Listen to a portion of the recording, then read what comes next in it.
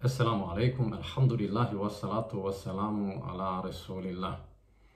Obzirom na ubrzani tok ili tempo života kojim danas živimo, rizikujemo ili mnogi od nas rizikuju da za vrijeme boravka na ovom svijetu, zbog velikih obaveza ili neobaveznih obaveza koje smo, nažalost, sami sebi nekada i nametnuli, rizikujemo da nam jako bitni momenti u našem životu proteknu, a da ih ne iskoristimo na najbolji mogući način.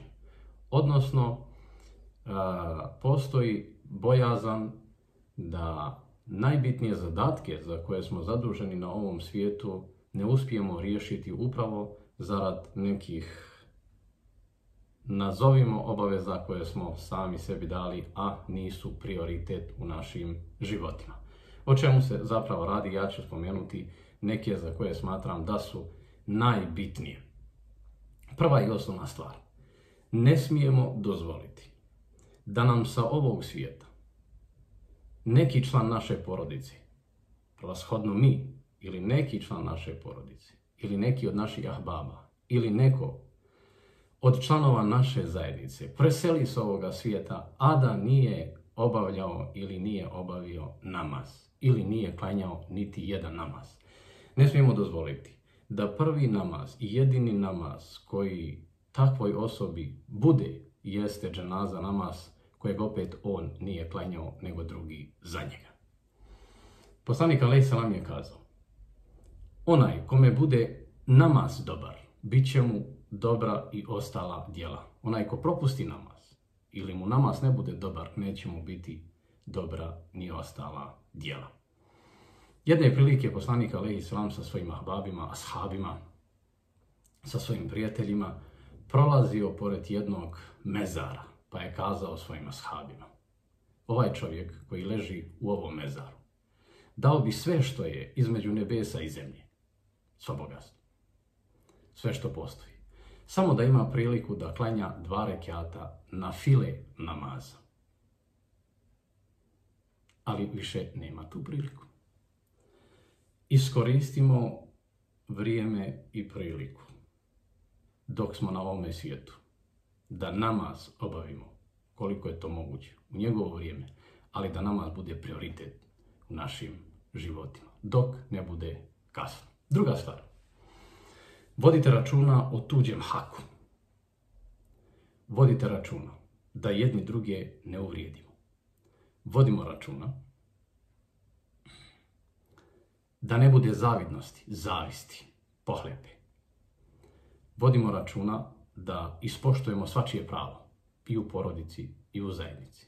Vodimo računa da svačiji hak dobije svoje pravo još za ovoga svijeta. U slučaju da neko upadne, s obzirom da je to dunjaluk, u neko od ovih spomenutih problema ili nekih drugih, neka te probleme rješava za života na ovom svijetu.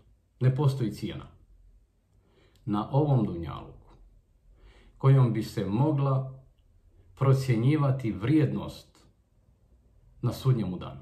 Prema tome, mnogo bolje, mnogo vrijednije za svakog mu'mina, za svakog muslimana, za svakog čovjeka, da svaki nesporazum riješi na ovome svijetu, kako bi na budućem svijetu, ako Bog da, sa riješenim tim problemima došao pred gospodara. Treća stvar.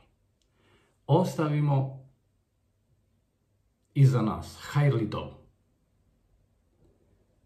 hajrat, vakuf, hajrli i lijepo odgojeno dijete, lijep ahlak, lijepo ponašanje, lijepu riječ, dobar odnos i u porodici i u zajednici.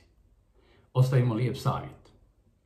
Sve će to biti hajr dova do sudnjega dana za svakoga od nas. Za sve ove pomenute stvari, naša zajednica, naš džemat, mi koji smo u rukovodstvu ovog džemata, stojimo na raspolaganju da pomognemo onima koji ne obavljaju namaz, da ih podučimo obavljanju namaza i da im budemo na usluzi da zajednički klanjamo i obavljamo namaz.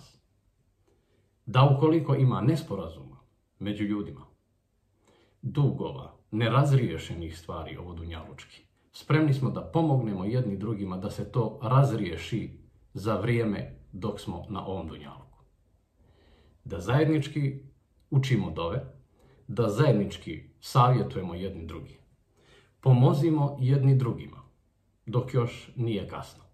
Allah vam svako dobro dao.